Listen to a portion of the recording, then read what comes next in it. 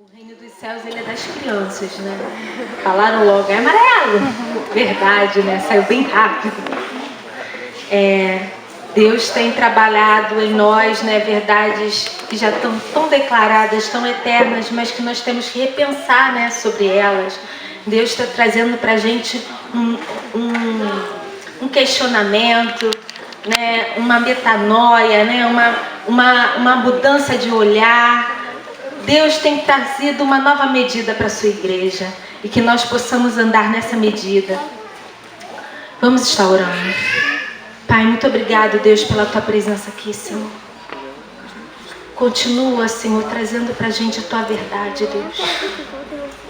Fala aqui aos corações, Espírito Santo do Senhor. Esperamos só de ti essa noite, só de ti, Senhor. De ninguém mais, só de ti, Senhor. Pai, vem aqui nessa noite, Deus, e fala no profundo com a tua igreja, Deus. Nós estamos aqui como a tua igreja, como a tua noiva, Deus. Pai, fala conosco aqui. Obrigado por tudo, obrigado pelas delícias da tua palavra. Obrigado, Senhor, pela tua palavra. No nome de Jesus, amém. João 1.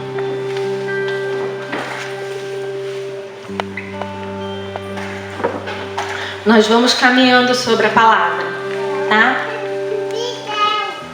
No princípio era o verbo, e o verbo estava com Deus, e o verbo era Deus. A palavra, a essência, Deus, Jesus, a palavra.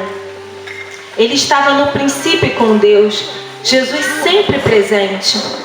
Todas as coisas foram feitas por intermédio dele, e sem ele nada do que foi feito se fez. Jesus, a palavra que faz. Em Apocalipse 21:5 diz que ele faz nova todas as coisas. O poder de fazer que está em Jesus, que está nele, que é a palavra. A vida estava nele. E a vida era a luz dos homens. A vida está na palavra. A luz está na palavra. No Salmo 36:9, Davi fala assim: em ti está o manancial da vida. Na tua luz vemos a luz. Profeticamente Davi já fala: na tua luz, Senhor, na tua luz, Jesus. Jesus a luz. Em Jesus que é a palavra. Na tua luz vemos a luz. No 5. A luz resplandece nas trevas, e as trevas não prevalecem contra ela. A luz resplandece nas trevas, e as trevas não prevaleceram contra ela. Pega a vida, pega essa palavra que rompe. Ela rompe trevas, ela despedaça trevas. A palavra que é Jesus, a luz da palavra rompe trevas. Vamos abrir lá em Gênesis 1:3, de 1 a 3. Vamos falar um pouco sobre essa palavra que rompe. No princípio criou Deus os céus e a terra, porém, estava sem forma e vazia. Havia trevas sobre a face do abismo, e o Espírito de Deus pairava por sobre as águas. E disse Deus: haja luz, e houve luz. Deus, ele não falou aquilo que ele viu, ele falou aquilo que ele queria ver. Ele lançou uma palavra e houve e existiu. Lá em 1 Samuel 17, 45, do 45 a 47, 1 Samuel 17, irmãos, não precisa abrir, eu vou abrir porque é preciso abrir. Davi, ele lança uma palavra. Ele lança uma palavra antes dele agir. E aquela palavra, ela rompeu trevas naquele dia. Israel estava parado 40 dias. E o inimigo, ele veio com uma estratégia muito forte sobre Israel, porque Israel junto era muito forte. E ele lançou um duelo para Israel. E muitas das vezes nós somos chamados para duelos. E Davi, ele conhecia um Deus que ele podia vencer duelos. E ele lança uma palavra. Ele fala: tu vens contra mim com espada e com lança e com escudo, e eu, porém, vou contra ti em nome do Senhor dos Exércitos, o Deus dos exércitos de Israel, a quem tu tens afrontado. Hoje mesmo, ele já disse o tempo. Hoje mesmo ele declarou um tempo sobre aquilo. O Senhor te entregará nas minhas mãos. Ele falou como que ia ser. Ele declarou que ele ia ferir a cabeça dele. Ele ainda não tinha ferido. E ele falou que ia ser na cabeça. E ele falou: e os cadáveres do arraial dos filisteus darei hoje mesmo as aves do céu e as bestas feras da terra. A toda a terra saberá que há Deus em Israel.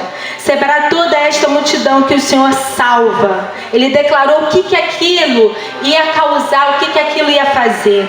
Que todos iam saber que o Senhor salva.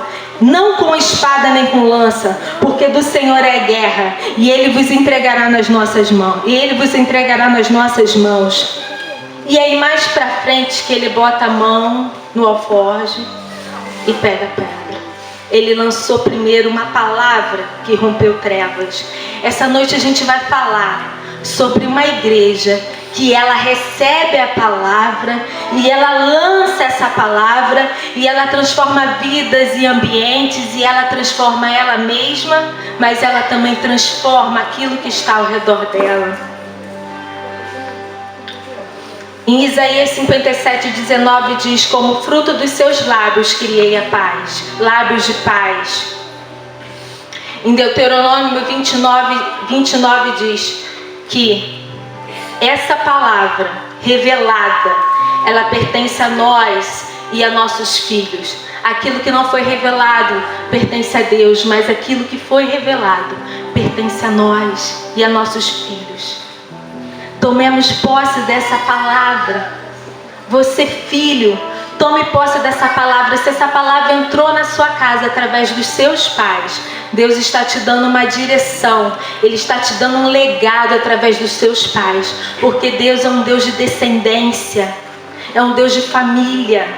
Se foi a partir de você, Ele está fazendo uma descendência a partir de você, um legado, uma família, para abençoar gerações, para mover nessa terra, para transformar ambientes. Deus tem uma terra para nós possuirmos. A terra de Canaã era a terra da promessa, mas em Provérbios 4:11, Ele fala da noiva e fala que mel e leite estão debaixo da nossa língua. Então nós temos que começar a declarar a palavra para essa terra começar a frutificar ao nosso redor. Vamos continuar aqui na palavra de João 1. Lá no 8 começa a falar de João Batista. Ele não era luz, mas veio para que testificasse da luz. Aí começa a falar de Jesus no 9, a saber a verdadeira luz que vindo ao mundo ilumina todo homem. Se aqui fala de uma verdadeira luz, é porque deve ter uma falsa luz. E aí eu te pergunto, o que tem te iluminado? O que é que tem te iluminado? A verdadeira luz é Jesus. A palavra é a verdadeira luz, a palavra que rompe trevas. Às vezes a nossa alma, ela tem dores, ela tem carências, ela tem esse lugar de dor, de sequela de algumas coisas. E toda vez que nós entramos nesse quartinho das dores, das sequelas, das carências, nós queremos romper com essas trevas. E aí nós às vezes colocamos algumas coisas para serem ponto de equilíbrio, que não são a palavra de Deus, que não é Jesus. E a gente não rompe trevas. Essa palavra rompe trevas. Né? O dinheiro ele não rompe trevas, amigos não rompe trevas, um relacionamento ele não rompe trevas, política, ideias, ciência, conhecimento, ele não rompe trevas. A única coisa que rompe trevas é essa palavra declarada nas nossas vidas, sobre as nossas casas, sobre as nossas famílias, sobre o ambiente que vivemos. Ela rompe trevas. Eu quero te falar sobre um pouco de autoridade. Em Gênesis 1:28, fala assim: e Deus os abençoou e lhes disse: sede fecundos, multiplicai-vos e enchei a terra, e sujeitai-a, dominai sobre os peixes do mar, sobre as aves do céu, e todo animal que rasteja pela terra. Sujeitai-a, dominai. Jesus nos fez para dominar, para sujeitar. Essas coisas foram feitas para nós dominarmos sobre elas.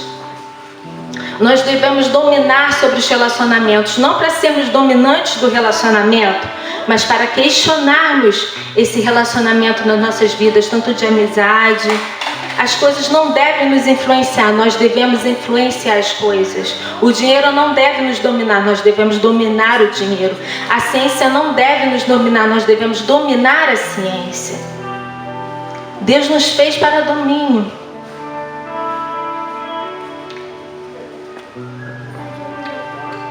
Mas muitas das vezes essas coisas têm nos dominado e não a palavra tem nos dominado.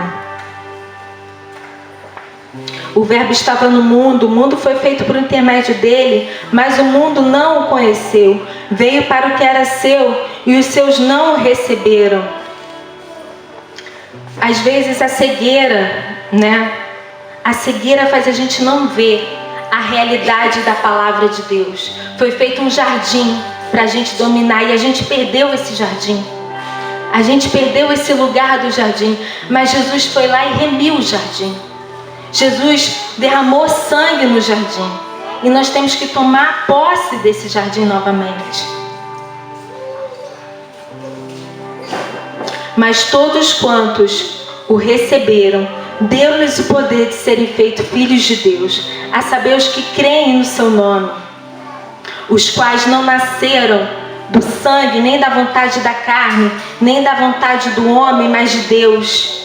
Você nasceu da vontade de Deus. Deus te desejou. Deus teve vontade a seu respeito.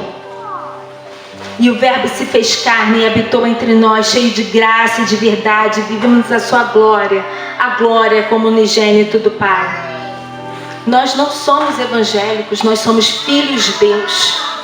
Nós somos filhos de Deus. Aceitamos vários rótulos. A sociedade coloca rótulos, a revista Veja, Isto É, coloca rótulo na gente. Só que a gente tem um Pai, a gente tem uma paternidade forte do Senhor sobre nós.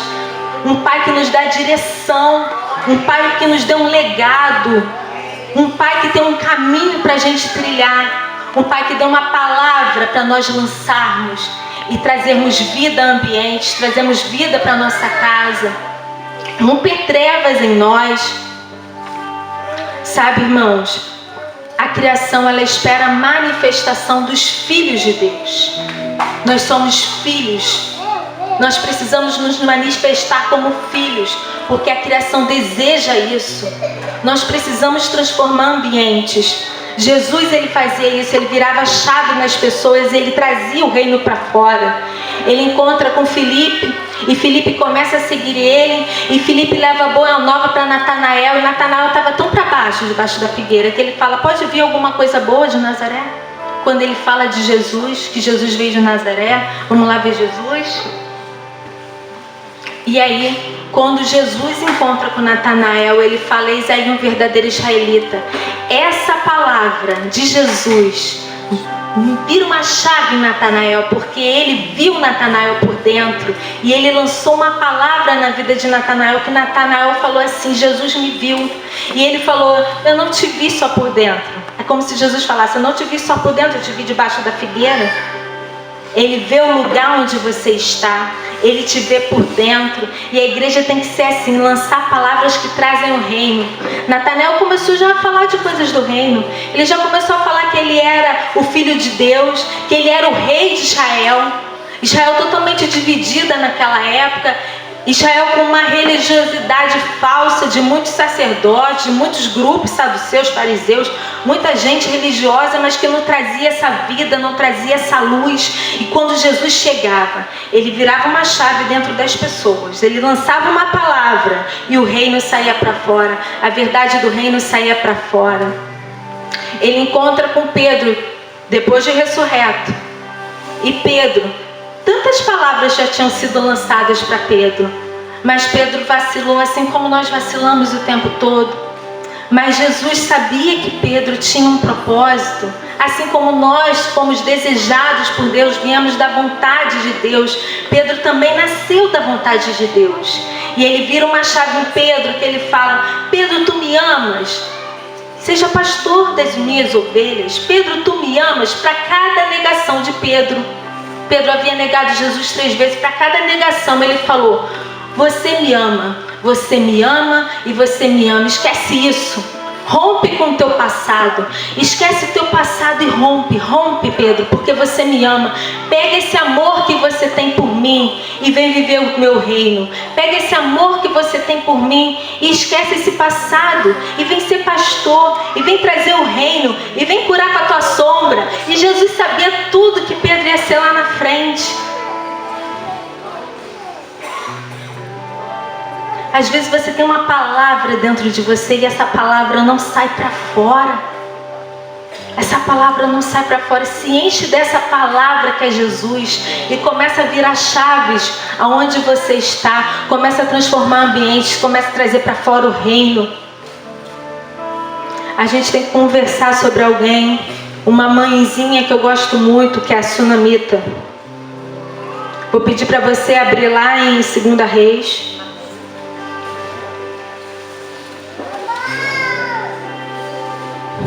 Segunda Reis 4, a partir do 8. Eu vou ser rápida a falar dela, mas é muito importante. Deus já me falou muito através dessa mulher, uma mulher forte, desapegada, rica, que constrangia para abençoar. O profeta, ele representava a presença de Deus, a palavra de Deus, porque ele carregava essa palavra. E essa palavra entra na vida de Sunamita através do profeta Eliseu. E ela começa a constranger essa palavra a estar na casa dela através da vida do profeta. Ela começa a trabalhar por essa presença, pela presença da palavra. Ela constrangia ele toda vez que ele passava a entrar. Constranger é insistir. Então ela insistia para ter essa presença na casa dela. Ela era rica, mas ela era desapegada da riqueza dela. E ela começou a fazer uma obra muito grande de um quarto para ele. Ela trabalhou pesado, porque ela fez uma obra de pedreiro, ela fez um quarto, ela botou uma cama, um candeeiro, porque ela identificava nele um santo homem de Deus. E aí um dia, esse profeta, ele pensa em abençoar a vida dela lançando uma palavra. Irmãos, não tem como a gente não chegar na presença, não viver uma vida na palavra, a palavra entrar na nossa casa e algo não mudar. Essa palavra entrou na casa da Sunamita de uma forma muito forte, porque começou a ser constante a ida de Eliseu à casa dela. E aí o profeta fala: vamos chamar ela, vamos perguntar o que ela precisa. Tá ele, o servo dele também dormia lá. E aí ela fala assim, ele fala assim: eu vejo que você é muito desapegada. E o que eu posso fazer por você, eu conheço governos, eu tenho acesso a autoridades. O que você quer? Eu falo com reis, você quer algum favor? E ela virou para ele e falou assim: eu habito no meio do meu povo. Essa resposta é muito mais profunda do que a gente pode imaginar. Porque a Sunamita, ela não tinha um filho. Ela tinha muitas posses, mas ela não tinha um filho. E aí ela dá essa resposta. E aí o servo do profeta fala para ele assim: ela não tem um filho. Então ele lança uma palavra sobre a vida da Sunamita. Ele fala para ela assim: por este tempo, daqui a um ano, lá no 16, abraçarás a um filho. E ela disse: não, meu Senhor, homem de Deus, não mintas a tua serva. Aquilo era um local de dor para ela. Era algo importante, mas que ela não tinha. Mas o Senhor entra com uma palavra, e a palavra é lançada, e aquele filho vem. Só que a questão aqui não é um Deus que cumpre desejos, é um Deus que cumpre necessidades. Esse filho é o começo de uma construção na vida da Sunamita. E essa Sunamita é você. Eu queria te falar isso. A Sunamita é a nossa igreja, uma igreja abençoadora, Uma igreja que trabalha pela promessa. Eu pensei que a história da Sunamita era comigo, mas hoje pela manhã o Senhor falou que é essa igreja aqui.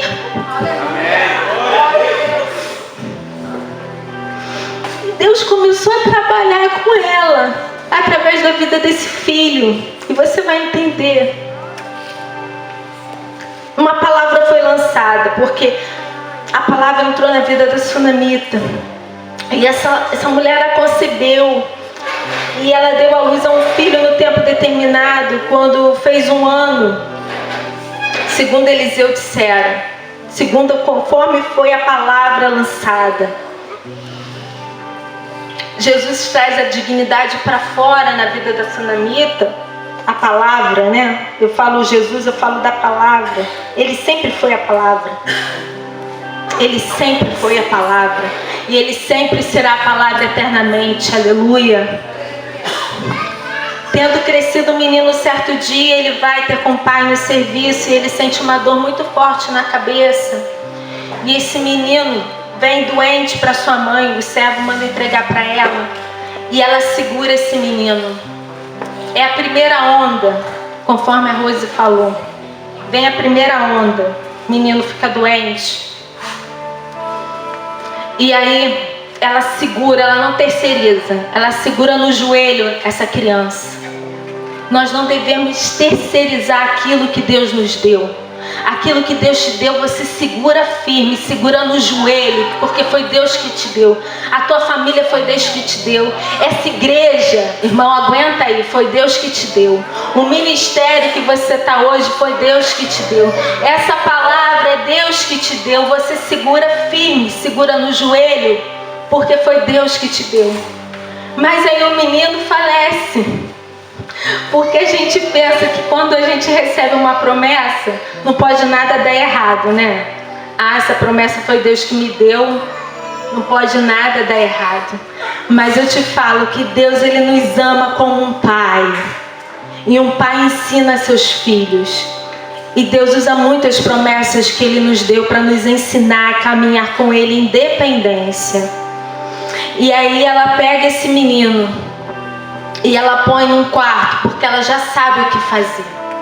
Ela já sabe o que fazer. Porque ela teve uma experiência muito forte com esse Deus da palavra. E ela sabia o que era uma palavra lançada. Então ela vai novamente atrás dessa palavra.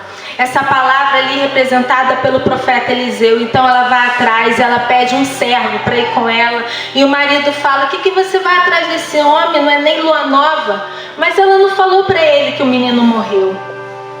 Porque às vezes a gente não tem que falar algumas coisas para quem pode roubar a nossa fé.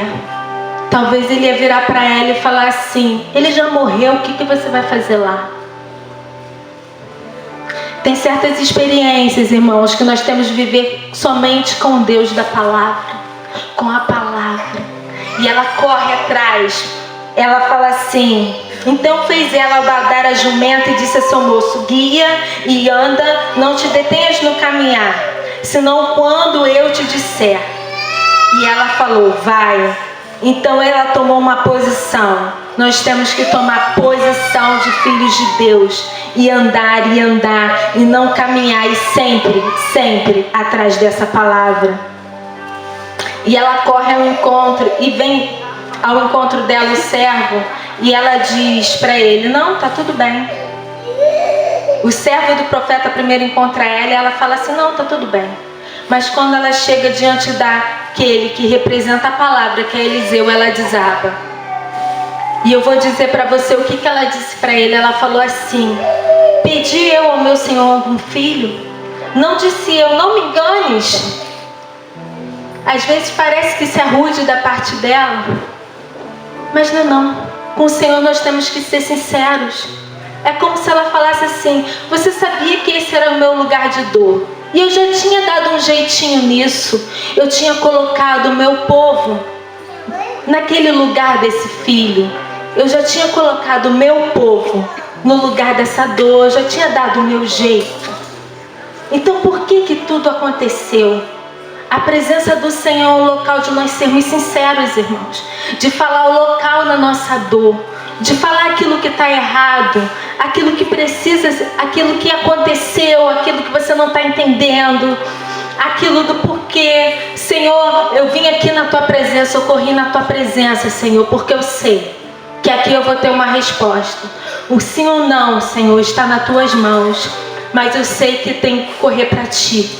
Para o lugar dessa palavra que rompe trevas. E aí o profeta fala assim, então eu vou mandar, ele manda o servo dele e com o bordão dele para botar em cima do menino. E ela responde assim, tão certo como vive o Senhor e vive a tua alma, não te deixarei. Tão certo como vive o Senhor. Ela está falando de um Deus vivo. Ela serviu um Deus vivo, um Deus de uma palavra viva, forte. Ela sabia disso. E aí esse menino vai e ele vai lá, bota o bordão e nada acontece. E aí vem Eliseu. E ele fecha a porta do quarto. Ele entra, fecha a porta sobre ele, ambos, e orou ao Senhor. O Senhor fala pra gente essa noite, pra gente fechar a porta. Nós temos que fechar portas. Fechar portas e ficar a gente e o Senhor e ver o que vai acontecer. Vai acontecer algo maravilhoso com essa igreja quando a gente começar a fechar portas. A gente tem que começar a fechar portas e começar a ficar mais com o Senhor. E o Senhor vai começar a dar uma direção, assim como Ele deu para o profeta. E Ele dá uma direção para ele. Ele fala assim, ele vai, sobe na cama, deita sobre o menino. E ele coloca a boca sobre a boca dele, os olhos sobre os olhos dele, e as suas mãos sobre as mãos dele. Ele se estende sobre ele e a carne do menino aquece. E aquecer, irmãos, é só o começo de um processo. A gente está aquecendo. Eu queria falar que você está aquecendo. A sua família está aquecendo. Nós estamos aquecendo. É um processo, ainda não acabou. Você pode olhar para minha família e falar assim, nossa, ela fala que ela declara tanto essa palavra, eu não vejo nada assim. Mas você vai ver, porque eu tenho lançado uma palavra. E minha família tem aquecido. E ela está aquecendo. E comece a lançar palavras sobre essa igreja, sobre o local que você mora, sobre a sua família. Eu queria dizer para você que a sua família é um local de treinamento. A nossa família é base, é um local de treinamento. Nós temos que começar por lá. Começa por lá a lançar palavras e trazer a vida de volta, a luz de volta, a romper trevas na tua casa. Começa a lançar a palavra do Senhor. A palavra do Senhor. Hoje de manhã eu estava lendo o Salmo 27, tão gostoso declarar que nós vamos habitar na casa do Senhor todos os dias da nossa vida. Vai declarando isso sobre a sua vida, sobre a vida dos seus filhos. E aí o menino, ele anda, depois de novo, ele continua andando de um lado para o outro. Eliseu anda no quarto, de um lado para o outro. Não foi rápido, foi um processo. E o menino, ele espirrou 7 vezes. Ele fez de novo a mesma coisa. E o menino espirrou 7 vezes e abriu os olhos. Aquele que começou a boa obra, ele é fiel para completar. Ele só tem que começar. Aleluia. E ele já começou. Então ele vai completar. Vamos lançando palavras de vida. O filho, ele, a partir do momento que ele veio, ele podia significar para ela um apoio, uma provisão, uma segurança, uma presença que supre. Só que Deus balança esse filho para ela ver que a presença que supre é o Senhor. Mais tarde o profeta procura ela de novo e fala, sabe o que? 7 anos de fome. Sai da sua terra. Ela teve que largar tudo. Largar os bens. Largar aquele povo que ela tinha botado no lugar do filho. Ela largou tudo. E 7 anos ela teve que sair. por isso que o Senhor não quer que nós nos equilibremos em nada que não seja Ele, que não seja a presença dEle. E quando ela volta, depois de 7 anos, ela não precisa fazer nada. Quando ela chega na porta do rei, tudo está resolvido. O servo do profeta estava contando os feitos de Eliseu para o rei. Ele estava contando dela, da mulher, que Eliseu foi lá, ressuscitou o filho. E aí o rei já fala assim: dá tudo de volta para ela. Dá a casa, dá os bens dela, dá a terra dela de volta para ela. Andar na presença do Senhor e na dependência do Senhor é assim. Aleluia. É assim. É andar sem ver, andar por fé, andar baseado numa palavra, andar obedecendo somente uma palavra. Essa palavra que rompe trevas. O Senhor, Ele tem uma medida para a gente essa noite. Ele deu uma palavra para Noé. E Noé, através dessa palavra, começou a cortar madeira. Ele deu as medidas da arca para Noé. Ele está nos dando uma medida essa noite. A medida está aqui, nessa palavra que rompe. Essa palavra que rompe trevas. Está toda a medida aqui. Não procure medida em outro lugar. Procura a medida aqui. A arca foi fechada. E quem dirigiu a arca foi o Senhor. O Senhor dirigiu aquela arca. Não foi Noé que dirigiu a arca. Às vezes nós esperamos que essa igreja seja levada pelo pastor, seja levada pelo ministério de celebração, pelo ministério de família.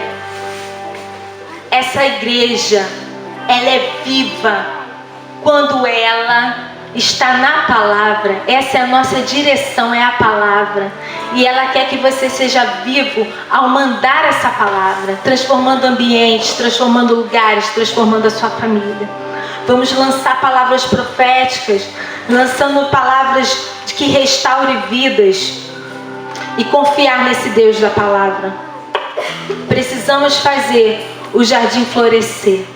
Eu convido a você se levantar, nós vamos louvar o Senhor.